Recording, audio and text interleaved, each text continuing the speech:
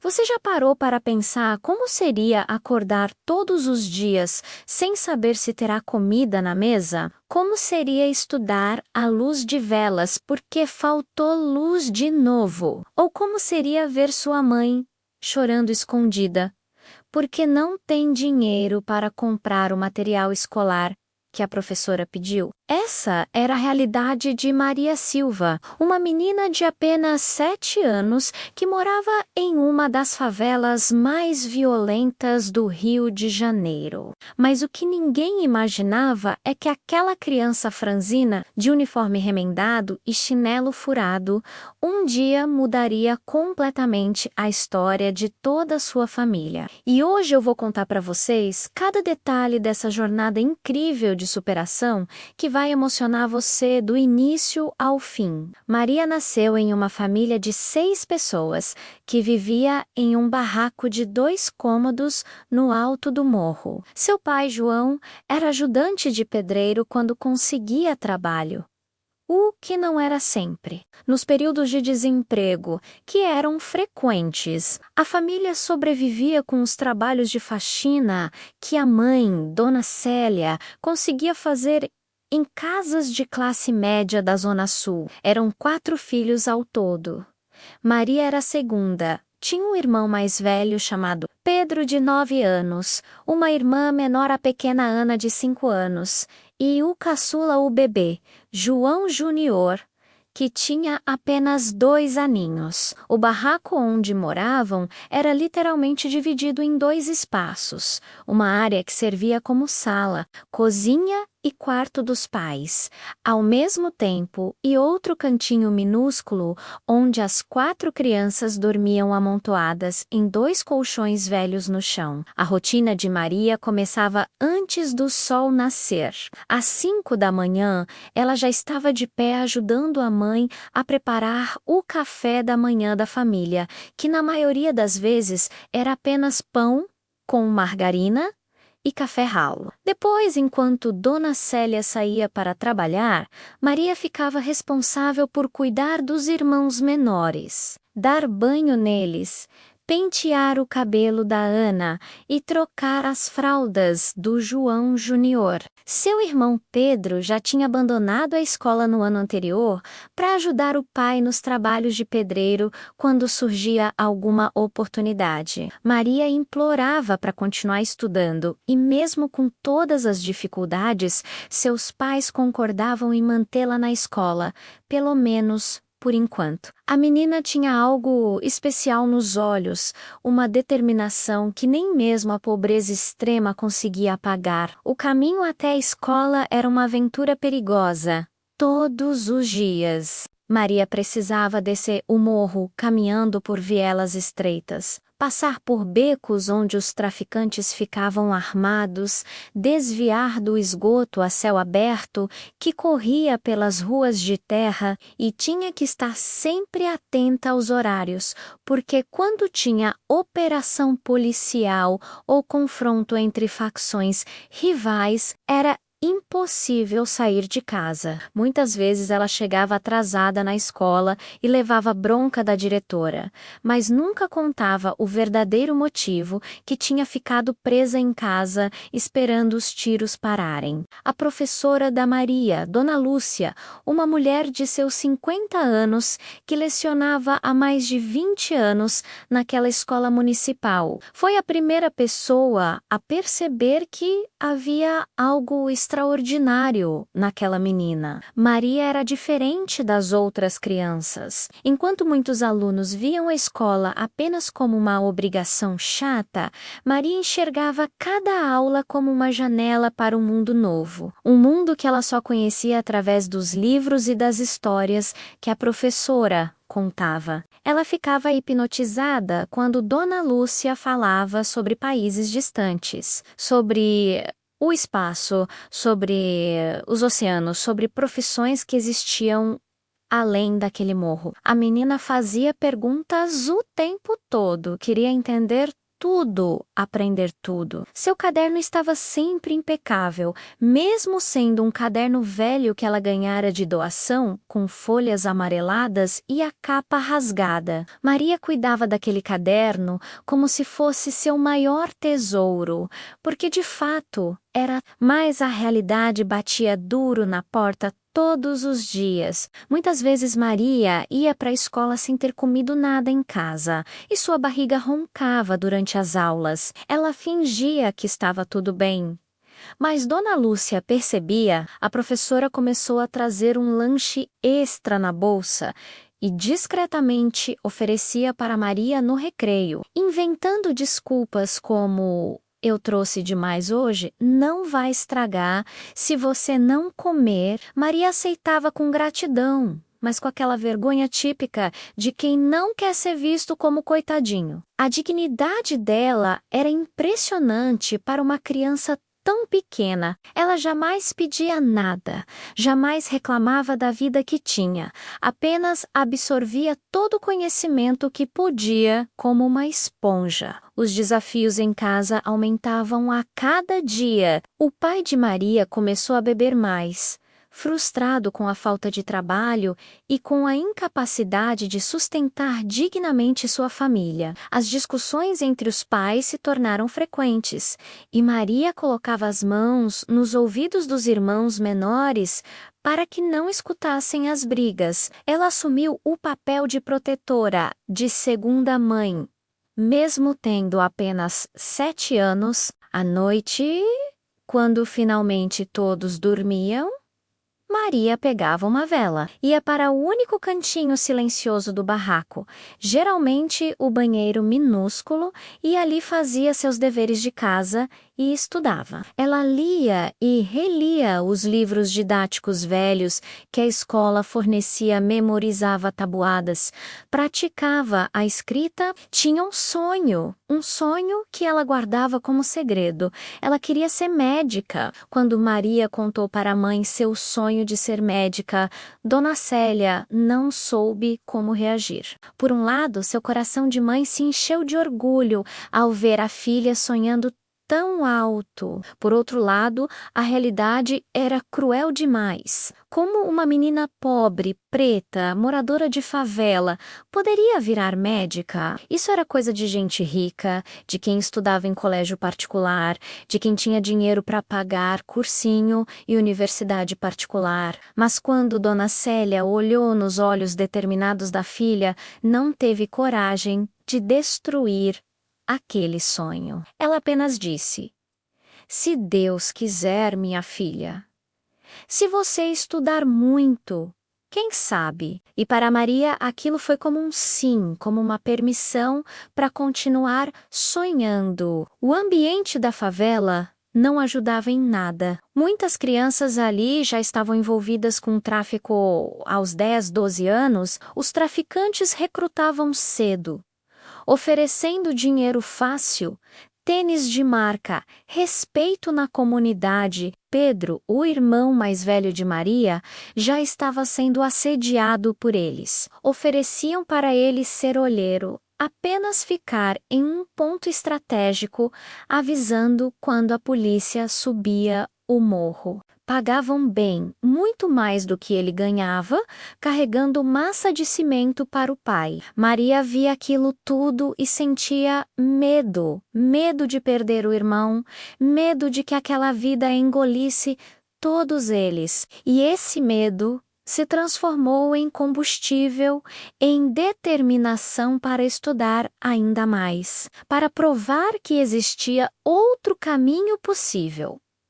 A violência era constante. Certa vez, quando Maria tinha 8 anos, ela estava voltando da escola quando começou um intenso tiroteio bem na viela por onde ela passava. A menina se jogou no chão, atrás de um muro, e ficou ali paralisada de medo por quase 2 horas até que tudo se acalmasse. Quando finalmente conseguiu voltar para casa, sua mãe estava desesperada, achando que algo terrível tinha acontecido. Dona Célia abraçou a filha e chorou. Chorou de alívio e de desespero ao mesmo tempo. Naquela noite, Maria ouviu os pais conversando. O pai queria tirar Maria da escola. Dizia que era perigoso demais, que ela deveria ficar em casa ajudando a mãe. Mas Dona Célia, pela primeira vez em muito tempo, enfrentou o marido com firmeza. Essa menina vai estudar, João. Ela vai estudar, nem que seja a última coisa que eu faça nessa vida. Ela é especial, ela pode ser alguém. Dona Lúcia, a professora, começou a investir ainda mais em Maria. Ela trazia livros de sua própria casa para emprestar para a menina, livros que não faziam parte do currículo escolar, mas que ampliavam horizontes, literatura, biografias de pessoas que superaram dificuldades, livros sobre ciência e o corpo humano. Já que Maria sonhava com medicina, a professora também começou a ficar depois do horário da aula, de graça, dando reforço escolar para Maria e alguns outros alunos dedicados. Ela via naquela menina a esperança de que a educação realmente podia transformar vidas, de que seus 20 anos de magistério faziam diferença. Maria se tornou a melhor aluna da escola, sempre com as melhores notas, sempre participando de todas as atividades, de todas as Olimpíadas escolares que apareciam. Os anos passaram e Maria chegou à adolescência, carregando nos ombros responsabilidades que nenhuma menina de 13 anos deveria carregar. A situação em casa tinha piorado consideravelmente. Seu pai, João, mergulhara de vez no alcoolismo e praticamente não trabalhava mais. O irmão mais velho, Pedro, tinha abandonado completamente os estudos e agora trabalhava em qualquer bico que aparecia, sendo o principal provedor da casa junto com a mãe. A pequena Ana, agora com 11 anos, também tinha deixado a escola para ajudar a mãe nos trabalhos de faxina. Maria era a única que ainda estudava e isso gerava tensão dentro de casa. Seu pai constantemente a pressionava para largar os estudos e arranjar um emprego de verdade para ajudar a família. As brigas eram constantes e dolorosas, mas Maria tinha um fogo dentro dela que nada conseguia apagar. Ela estava agora no 9º ano do ensino fundamental e Dona Lúcia, sua eterna mentora que continuava acompanhando seu desenvolvimento, mesmo depois que Maria saiu de sua turma, começou a preparar a menina para um desafio importante. Ela precisaria passar no processo seletivo de alguma escola técnica federal ou algum colégio de excelência, se quisesse ter chance de entrar em uma universidade pública futuramente. O ensino médio regular da rede estadual na região era fraquíssimo. E sem uma boa base, o sonho da medicina seria impossível. O problema é que Maria não tinha dinheiro para cursinho preparatório, não tinha computador em casa para estudar, mal tinha internet, mas onde muitos veriam obstáculos intransponíveis, Maria via desafios a serem superados. Ela passou a acordar às 4 da manhã, antes de todos em casa, e ia até a praça pública que ficava a 20 minutos do morro, onde tinha um sinal de Wi-Fi gratuito da prefeitura. Ali, sentada no chão frio da madrugada, com seu celular velho cheio de rachaduras na tela que a mãe conseguira comprar usado, ela acessava videoaulas gratuitas no YouTube, baixava materiais de estudo em PDF, fazia exercícios, ficava ali até às 6h30, quando voltava correndo para casa, tomava um banho gelado,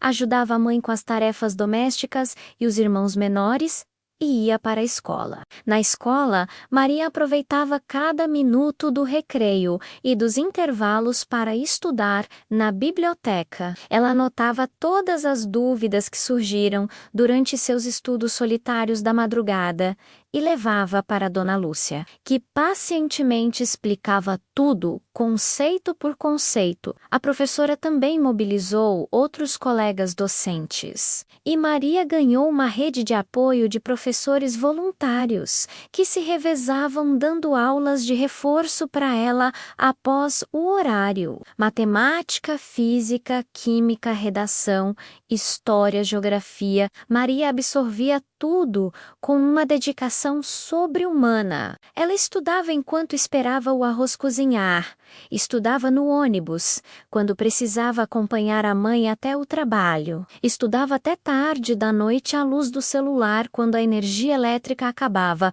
o que era frequente. Mas a vida na favela continuava impondo seus desafios brutais. Quando Maria tinha 14 anos, seu irmão Pedro foi preso. Ele estava no lugar errado, na hora errada, durante uma operação policial no morro.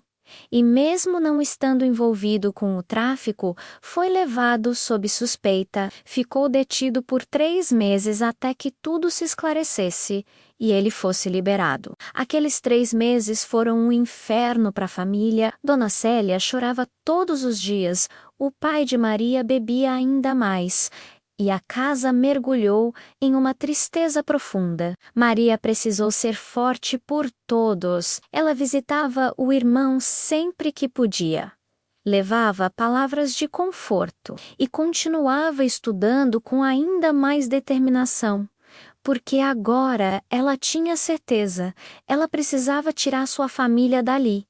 E a única arma que ela tinha era a educação. A pressão sobre Maria aumentava de todos os lados. Na comunidade, muitos começaram a falar mal dela. Diziam que ela se achava melhor que os outros porque estudava muito, que estava virando patricinha, que tinha esquecido suas raízes. Alguns até a chamavam de branquela de forma pejorativa, insinuando que ela estava tentando ser o que não era. Essas palavras doíam profundamente em Maria, mas ela aprendeu a ter casca grossa. Ela sabia que muitos daqueles comentários vinham de pessoas frustradas com suas próprias vidas. Pessoas que tinham desistido de seus sonhos e não suportavam ver alguém ainda lutando pelos seus. E então chegou o dia da prova para o Instituto Federal, uma das escolas técnicas mais concorridas da cidade. Maria estava preparada academicamente, mas emocionalmente estava um caco. Na noite anterior à prova, seu pai chegou bêbado em casa e começou uma discussão violenta com a mãe, exatamente sobre os gastos com os estudos de Maria. Ele gritava que aquilo era perda de tempo, que ela deveria estar trabalhando, que a família estava passando fome por causa da mania de grandeza dela. Maria trancou-se no banheiro, colocou fones de ouvido no celular e tentou revisar o conteúdo. Mas lágrimas desciam por seu rosto. Ela se olhou no espelho quebrado e fez uma promessa para si mesma. Eu vou conseguir. Não é por mim. É por todos nós.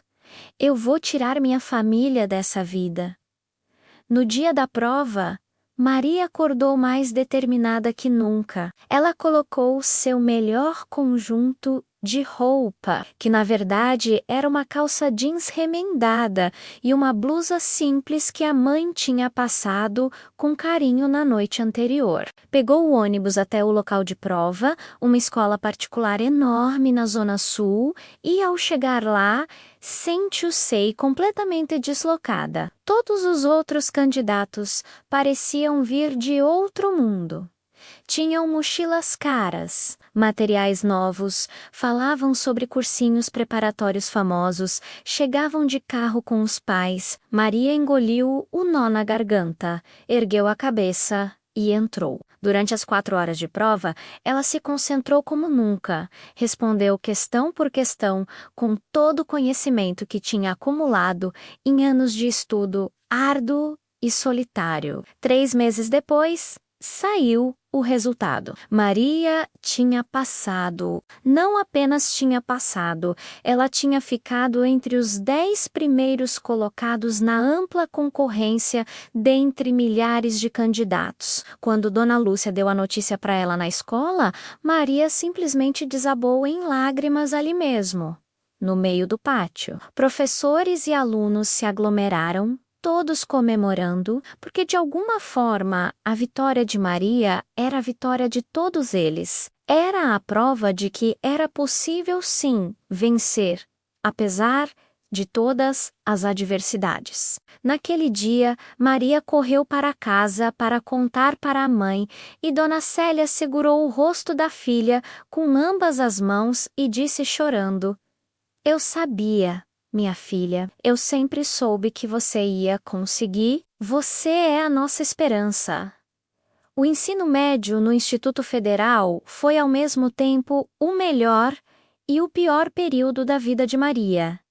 Era o melhor porque finalmente ela estava em um ambiente educacional de qualidade, com laboratórios biblioteca enorme, professores excelentes, colegas que também levavam os estudos a sério. Era o pior porque as diferenças sociais se tornaram ainda mais evidentes. A maioria dos alunos tinha condições financeiras muito superiores às dela. Eles tinham computadores, internet em casa, livros, podiam comprar os materiais pedidos, participavam de cursos extras.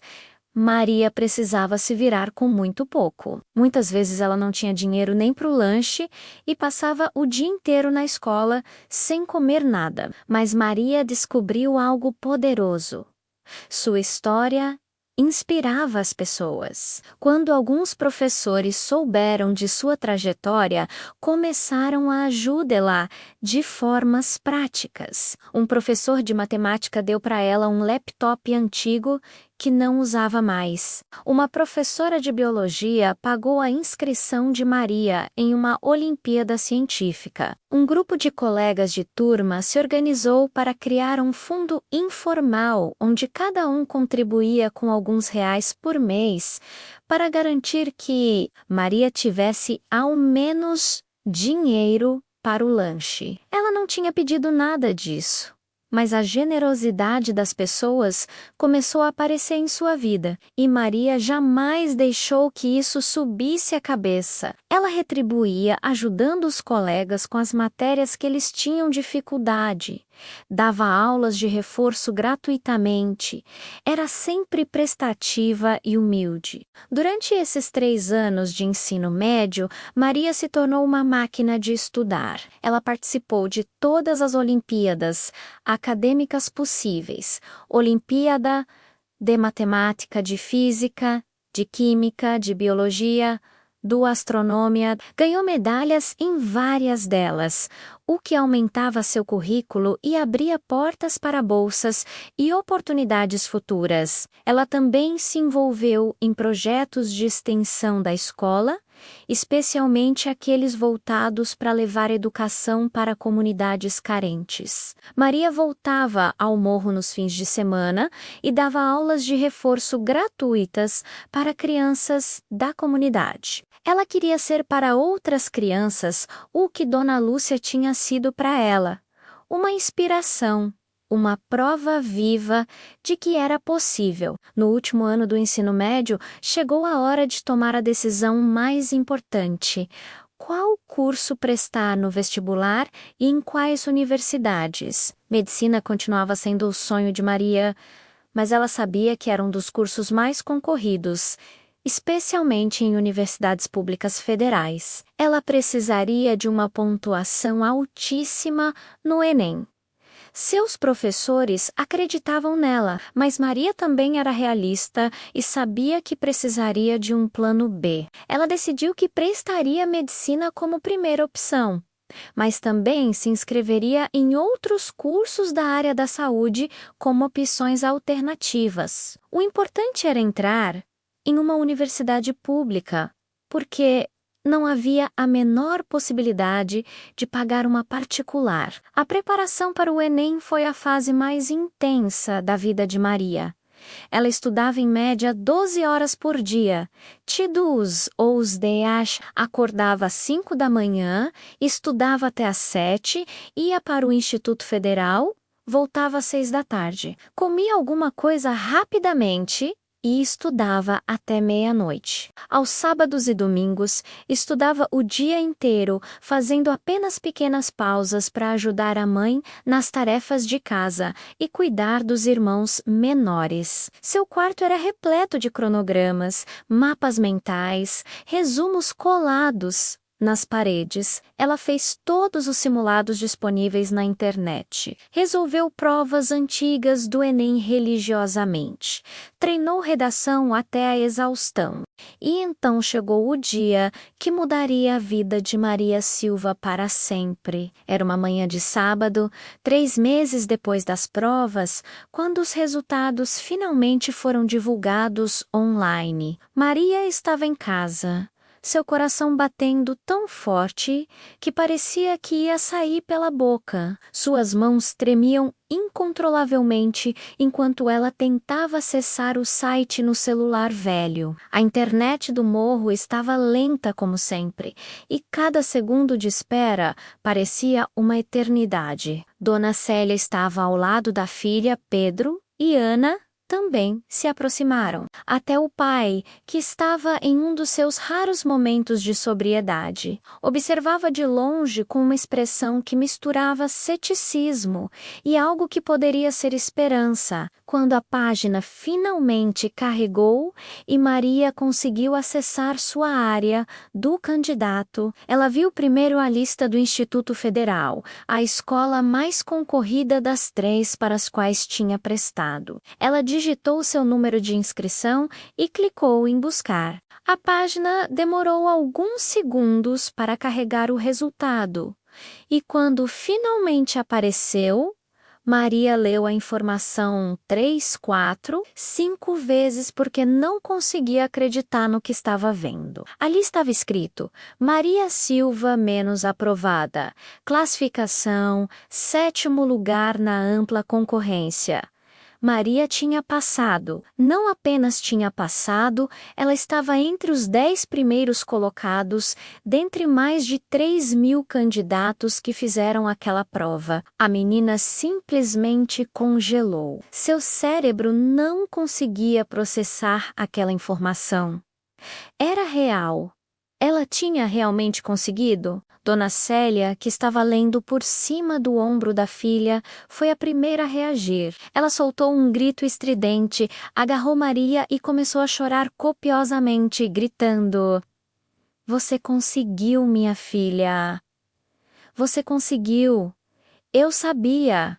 Eu sempre soube! Pedro abraçou as duas, também chorando. Ana pulava em volta gritando de alegria, mesmo sem entender direito o que significava tudo aquilo. Até o pai, naquele canto da sala, tinha lágrimas nos olhos, embora tentasse disfarçar. A notícia se espalhou pela comunidade com uma velocidade impressionante. Em menos de 1 hora, vizinhos começaram a aparecer no barraco da família. Silva para parabenizar Maria. Pessoas que ela mal conhecia vinham apertar sua mão, dar abraços. Alguns até traziam presentes simples, como refrigerante, bolo, salgadinhos, para fazer uma celebração improvisada. Crianças pediam para tirar foto com ela como se ela fosse uma celebridade. E de certa forma, naquele momento, Maria era exatamente isso, uma celebridade local, a menina que tinha conseguido o impossível, que tinha provado que era possível sim escapar daquela realidade através dos estudos. Dona Lúcia, quando ficou sabendo da notícia, largou tudo o que estava fazendo em casa e foi correndo até o morro visitar Maria. Quando as duas se viram, simplesmente se abraçaram e choraram juntas por longos minutos. Não precisavam dizer nada, aquele abraço expressava anos de dedicação, de confiança mútua, de mentoria, de amor. Dona Lúcia tinha visto potencial naquela menina franzina de 7 anos atrás e agora sua aposta tinha dado certo. Maria era a prova viva de que um professor pode sim mudar uma vida, de que educação é transformadora, de que acreditar em um aluno pode fazer toda a diferença. Nos dias seguintes à aprovação, Maria mal conseguia sair de casa sem ser parada por alguém querendo conversar, querendo saber como ela tinha estudado, pedindo dicas para seus filhos. Ela se tornou inspiração instantânea para todas as crianças e adolescentes daquela comunidade.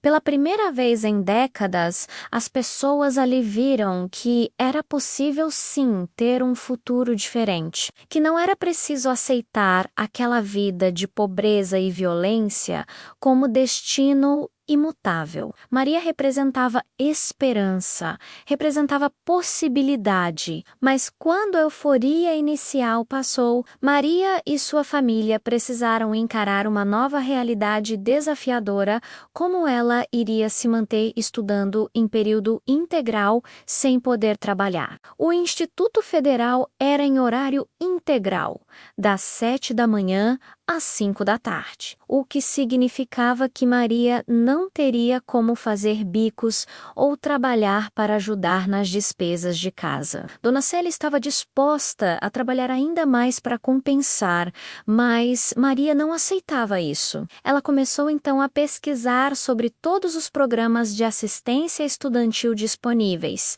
Bolsa Permanência, Auxílio Transporte, Auxílio Alimentação, Bolsa de Monitoria. Maria se inscreveu em todos os programas que tinha direito. Ela teve que reunir documentos, comprovar renda familiar, fazer entrevistas com assistentes sociais. Foi um processo burocrático desgastante, mas necessário. Finalmente, depois de algumas semanas, ela foi aprovada para receber uma bolsa permanência que pagava um salário mínimo por mês, além de auxílio alimentação que garantia suas refeições no restaurante estudantil. Não era muito, mas era o suficiente para que ela pudesse estudar sem ter que trabalhar, e ainda sobraria um pouco para ajudar em casa com as despesas básicas. O primeiro dia de Maria no Instituto Federal foi avassalador emocionalmente. Ela acordou às 5 da manhã, arrumou-se com todo cuidado, colocou o uniforme novo que a escola tinha fornecido. Quando ela se olhou no espelho com aquele uniforme impecável, não conseguiu segurar as lágrimas. Dona Célia, que também estava acordada, viu a filha chorando e perguntou se estava tudo bem. Maria respondeu: "Está tudo perfeito, mãe. Eu só nunca imaginei que chegaria até aqui." O ensino médio no Instituto Federal foi intenso e transformador. Maria se destacou desde o primeiro dia, suas notas sempre entre as melhores da turma. Ela participou de Olimpíadas Científicas, ganhou medalhas de ouro em Biologia e Química, envolveu-se em projetos de pesquisa, mas o mais importante: Maria nunca esqueceu de onde veio. Todo sábado ela voltava ao morro e dava aulas gratuitas para crianças e adolescentes da comunidade que queriam prestar vestibular. Ela criou um grupo de estudos que em 2 anos já tinha ajudado 15 jovens a entrarem em universidades públicas. Maria estava criando uma corrente de transformação. Quando chegou a hora do Enem, Maria estava mais preparada do que nunca. Ela estudou com a mesma intensidade obsessiva de sempre, fez simulados, treinou redação até a exaustão, e quando o resultado saiu, Maria tinha conseguido o impossível. Ela foi aprovada em medicina na Universidade Federal, em primeiro lugar na lista de ampla concorrência. Quando a notícia se espalhou, a favela inteira celebrou. Foi uma festa espontânea no morro, com música, churrasco, crianças correndo pelas vielas, gritando: "A Maria passou em medicina! a Maria vai ser doutora. Os 6 anos de faculdade de medicina foram os mais desafiadores da vida de Maria. Ela enfrentou o preconceito velado de alguns colegas e até professores que duvidavam da capacidade de uma menina pobre de favela. Teve momentos em que quis desistir, em que se sentiu completamente deslocada naquele ambiente, dominado por pessoas de classe alta. Mas sempre que o desânimo batia, Maria se lembrava de onde veio, lembrava da mãe quebrando a coluna em faxinas, do irmão preso injustamente, das crianças que estudavam em seu grupo aos sábados, olhando para ela como inspiração, e então ela respirava fundo e continuava. Maria se especializou em medicina de família e comunidade, a área que trabalha justamente com populações vulneráveis. Durante os últimos anos da faculdade, ela fez todos os seus estágios e plantões em UPAs e postos de saúde de comunidades carentes. E quando finalmente se formou, aos 24 anos, Maria tinha absoluta certeza do que queria fazer. Ela iria trabalhar na atenção básica, cuidando de pessoas pobres, das pessoas como aquelas que a criaram. E foi exatamente isso que Maria fez. Depois de formada, ela conseguiu uma vaga de médica da família em um posto de saúde que atendia justamente a região onde ela cresceu. No seu primeiro dia de trabalho como médica, Maria subiu aquele morro que tinha subido e descido milhares de vezes durante a infância e adolescência. Mas agora ela subia de jaleco branco, com o estetoscópio no pescoço, com o Conselho Regional de Medicina no peito, doutora Maria Silva. As pessoas da comunidade não acreditavam. Vizinhos que a viram crescer, que viram ela estudando à luz de vela, que duvidaram que ela conseguiria, agora a viam como médica. Dona Célia, sua mãe, foi a primeira paciente que Maria atendeu oficialmente. Ela entrou naquele consultório simples do posto de saúde, viu a filha sentada atrás da mesa com aquele jaleco branco e simplesmente desabou em lágrimas. Maria se levantou, abraçou a mãe e as duas choraram juntas por longos minutos. Não precisavam dizer nada. Aquele momento representava anos de luta do sacrifício, de acreditar no impossível. Dona Célia tinha quebrado a coluna em faxinas para que a filha estudasse.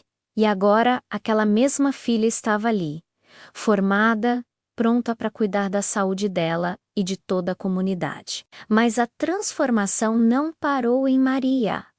O impacto dela na família foi como um efeito dominó poderoso. Pedro, o irmão mais velho, que tinha sido preso injustamente e abandonado à escola, inspirado pela trajetória da irmã, voltou a estudar. Ele se matriculou no EJA, terminou o ensino médio, fez curso técnico em eletricidade e hoje trabalha como eletricista autônomo, ganhando bem e com dignidade. Ele saiu completamente do risco de entrar para o crime, construiu uma vida honesta. Ana, a irmã do meio que tinha abandonado os estudos para ajudar a mãe nas faxinas, também voltou para a escola. Maria pagou um cursinho comunitário para ela e Ana descobriu que amava matemática e física. Hoje ela está cursando engenharia civil em uma universidade estadual, sonhando em construir moradias dignas para pessoas pobres. E o irmão caçula, João Júnior, que quando Maria começou sua jornada, era apenas um bebê de 2 anos. Cresceu vendo a transformação da família toda, através da educação. Hoje ele tem 15 anos, estuda em uma boa escola pública, tem notas excelentes e sonha em ser professor de história para ensinar nas escolas de favela, para ser para outras crianças o que Dona Lúcia foi para Maria. Um farol de esperança. A família Silva, que vivia em um barraco miserável, agora conseguiu alugar uma casa simples, mas digna em uma área melhor. Não são ricos, Mas não passam mais fome, não vivem mais no limite da sobrevivência. Maria continua trabalhando no posto de saúde da comunidade, mas também expandiu seu impacto. Ela fundou uma organização não governamental chamada Educação Transforma, que oferece aulas preparatórias gratuitas para jovens de favelas que querem entrar em universidades públicas. A organização já ajudou mais de 200 jovens a passarem em vestibulares. Maria também voltou ao Instituto Federal, onde estudou, e hoje é professora voluntária, dando palestras motivacionais, mostrando para os alunos pobres que sim, é possível, que ela é a prova viva disso. Dona Lúcia, a professora que acreditou em Maria desde o primeiro dia, hoje está aposentada, mas ela acompanha tudo que Maria faz com um orgulho indescritível. As duas mantêm contato constante, Maria visita frequentemente e sempre diz: professora, nada disso teria acontecido sem a senhora. A senhora salvou minha vida. E Dona Lúcia sempre responde: não, minha filha, eu apenas acendi uma chama que já existia em você. Você salvou sua própria vida e está salvando a vida de muitos outros. A história de Maria rodou o país. Ela foi convidada para dar entrevistas em programas de televisão. Seu caso foi documentado por jornais e revistas. Mas Maria nunca deixou a fama subir a cabeça. Ela continua simples, humilde, focada em seu propósito. Usar a medicina e a educação para transformar a realidade de pessoas pobres, ela atende seus pacientes com amor e dedicação. Muitas vezes fica além do horário para garantir que todos sejam bem cuidados. Ela conhece cada família daquela comunidade, sabe os nomes, as histórias, as dores de cada um e o mais bonito de tudo: Maria está inspirando uma geração inteira. Hoje, naquela mesma favela onde ela cresceu, dezenas de crianças sonham em ser médicas, engenheiras, professoras, advogadas. Os pais agora incentivam os filhos a estudarem, sabendo que é possível sim mudar de vida através da educação. Maria provou que o obsequio de endereço postal onde você nasce não determina o obsequio de endereço postal onde você vai chegar. Que o ser pobre, preto e favelado não é uma sentença de fracasso. Que com determinação, apoio e oportunidade, qualquer pessoa pode alcançar seus sonhos, por mais impossíveis que pareçam. Hoje, quando Maria sobe o morro com seu jaleco branco, seu estetoscópio e sua maleta de médica, ela não é apenas doutora Maria Silva. Ela é esperança viva. Ela é prova concreta de que vale a pena sonhar, de que vale a pena lutar, de que a educação realmente transforma vidas. E cada criança que a vê passar pensa: se ela conseguiu, eu também posso conseguir. E esse, meus amigos, é o maior legado que alguém pode deixar. Não apenas transformar a própria vida, mas iluminar o caminho para que outros também possam transformar as suas. A jornada de Maria Silva, da menina franzina de uniforme remendado, estudando à luz de vela, até a médica que voltou para cuidar de sua comunidade, é a prova de que milagres existem sim. E que às vezes esses milagres têm nome: educação, determinação e amor. Se você está assistindo esse vídeo e está passando por dificuldades, lembre-se da história de Maria. Lembre-se que não importa de onde você vem, importa para onde você está indo. E que com fé, trabalho duro e pessoas que acreditam em você, não existe sonho impossível. Maria conseguiu e você também pode conseguir.